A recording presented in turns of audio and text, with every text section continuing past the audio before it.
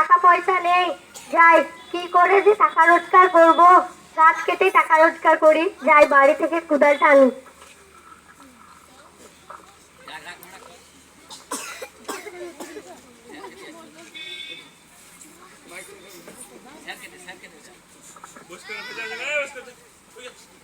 দাঁড়াও, তুমি আমাকে কাটবে কেন? আমি তোমাদের ফল দিই, ফুল দিই, অক্সিজেন দিই। আমাকে যদি কাটো তাহলে তোমরা সবাই ধ্বংস হয়ে যাবে। আমাকে কাটতে দাও, হাতে একটু টাকা পয়সা নেই। না, তোমরা আমাকে কাটবে না।